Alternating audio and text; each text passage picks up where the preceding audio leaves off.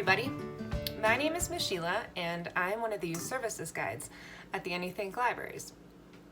I work at the Commerce City branch, and typically once a month we go to a different country by cooking different food from that country. So in the past we've gone to India, Morocco, Ecuador, Russia, Ireland, and today we're going to go to Sweden. Can anybody guess what we're going to make from Sweden? I'll give you a hint. IKEA. We're making Swedish meatballs. A little fun fact, when I was looking for a recipe for Swedish meatballs, I found a story that came out a couple of years ago that basically said Swedish meatballs are not indeed Swedish. The story goes there was a king in the 18th century, King Charles XII, and he had been exiled to Turkey. Yep, you bet. He brought the recipe back, and now there's tons of Swedes having an identity crisis. No, I'm just kidding. But that reminded me of a story we learned when we went and we studied Russia. We found out that beef stroganoff, which is what we were cooking, was actually made by a French guy. Goes to show you. But that's the beauty of food. I feel like it just travels all over the place, and that's a beautiful thing. Another fun story about the beef stroganoff is there is a rumor, I think it's just a silly tale, but if it's true, it's funny. The French chef that created the recipe for beef stroganoff was employed by this Count Stroganoff. And legend has it he was an old man and his teeth were no good anymore and they would fall out of his mouth. So they had to use really thin strips of beef to make it palatable for the Count. Not sure if that's true or not, but we had fun learning about that. But anyway, what does beef stroganoff and Swedish meatballs have in common? Sour cream base. So let's get to it. Today, the first step is cutting up 3 slices of bread. But some things are a little tricky to get at the store right now. And when I went to go get white bread, they didn't have any. But I did have hot dog buns. So I think that this will do just fine. So let's get them chopped up, and then we're gonna soak them in milk for 5 to 10 minutes for them to absorb all that liquid. And that's gonna be a crucial element for our meatballs. Cool, so we've got our bread here, which has soaked up all the milk, and now we're just gonna use 2 forks to kind of mash it together and essentially just make these pieces smaller. It's gonna give the meatball a little bit more body than if you were to just use plain breadcrumbs, which you could do too. But I liked the idea of this one when I saw the recipe, so we're gonna give it a shot. Okay, cool. So I have all my bread all mushed up. And our next step is we need to dice up our onion.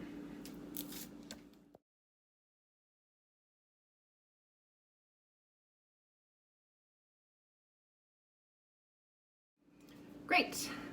Now that we've got our onion diced up, but let me tell you, that was a sassy onion.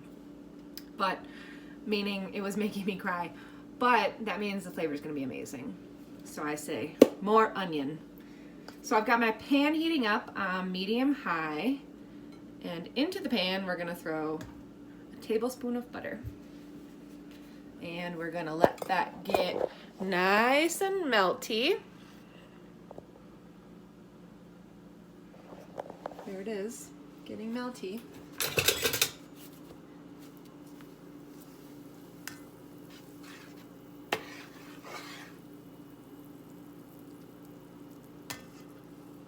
I call that an Irish tablespoon because it was more like 2. That's where the flavor's at. Into our hot butter, we're gonna add all that sassy onion.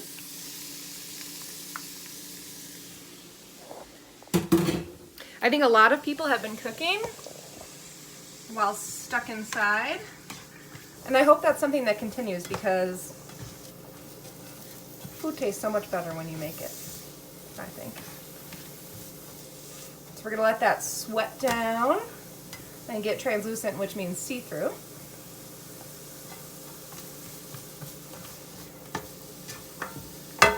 Do a little fast forward for you.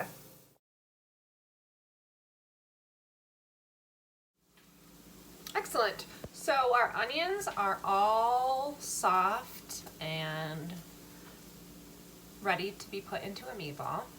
So now comes the fun part. Into a large bowl we are going to put half a pound of ground pork, 3/4 to a full pound of ground beef, our breadcrumbs that we made after they soaked for a while,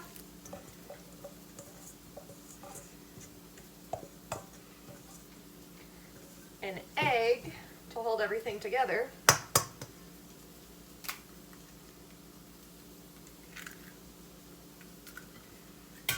what else? Salt and pepper. We need 1 teaspoon of salt.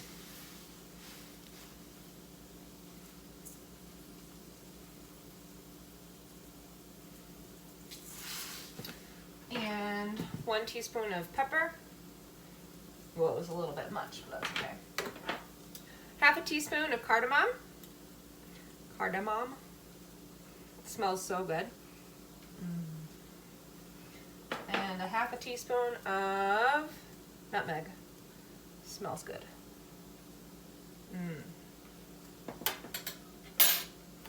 So the next step is to mix it all with our hands, with our clean hands. Don't forget to wash your hands very well before and after making this dish. I almost forgot to add, after it's cooled a little bit, all of our onions, which gives it such a nice flavor. Onions with a lot of butter.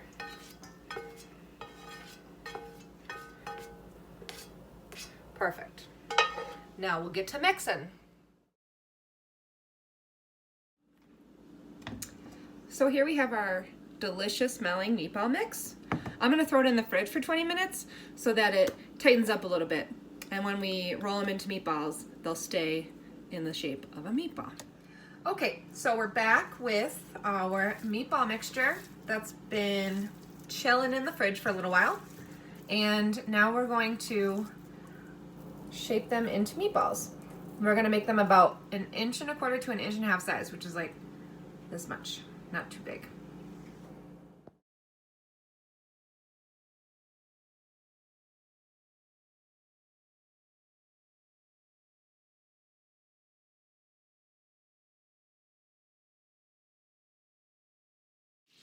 Okay, so we're back. I've made all of our meatballs. There they are. And I've already started splitting them into 2 batches.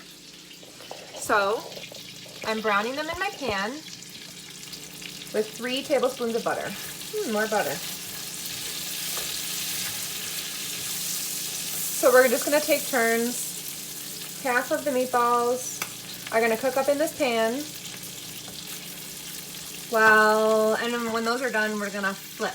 And I'm gonna take them off the heat, put them on a plate, and do the second half. Okay, so we're back. I've got my finished meatballs, and now the only thing left to do is to make the sauce. So for our sauce, we're gonna put 3 tablespoons of butter into the same pan we used to make the meatballs.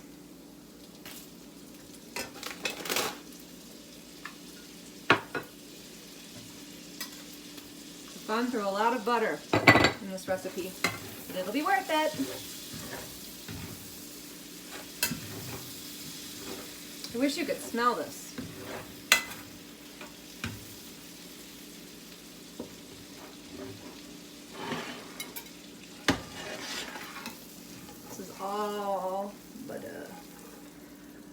and the remnants of our meatballs. Okay, so our butter's melted, and we're going to add 3 tablespoons of flour. 1, 2, 3. And then we're going to whisk it up. If you don't have a whisk, you could use a fork. But I do have a whisk, so here we go.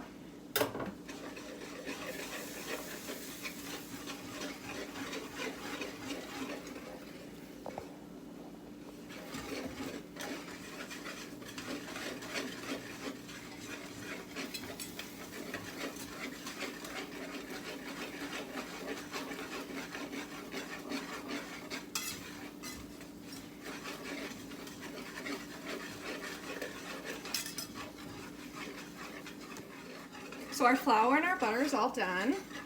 And the next step is to add 2 cups, excuse me, 2 cups of beef stock. Slowly.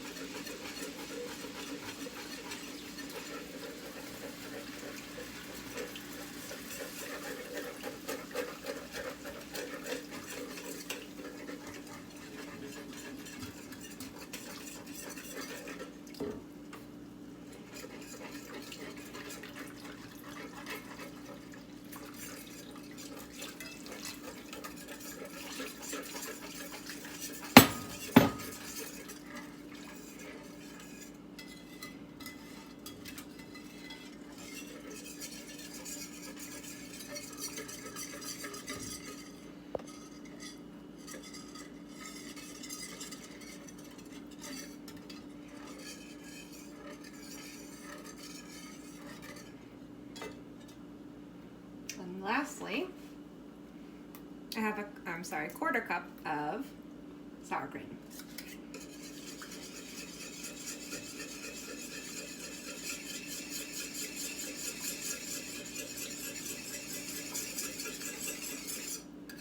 That's good.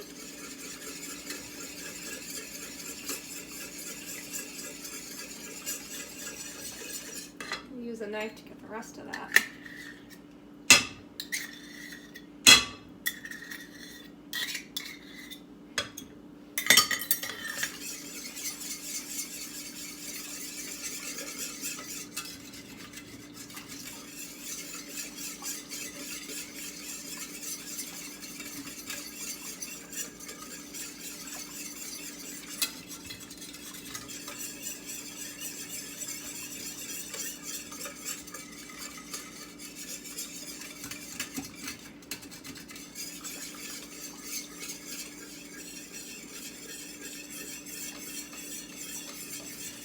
Yum. So there's our completed sauce. I just added a little bit more salt and pepper. And all that's left to do is throw those into there. And then we're gonna let them sit for a while. So I've added my meatballs to the sauce. There they are. And we're just gonna let them sit there for a while so the sauce can thicken up. And then I'm gonna serve these over some egg noodles. It's gonna be delicious and very filling, I bet, and very buttery. Thanks for watching this video.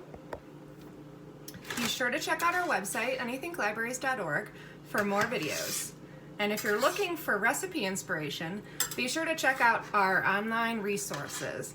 Under streaming, there's lots of different videos, and then in our ebooks, there's tons of cookbooks. So be sure to check those out. Thank you.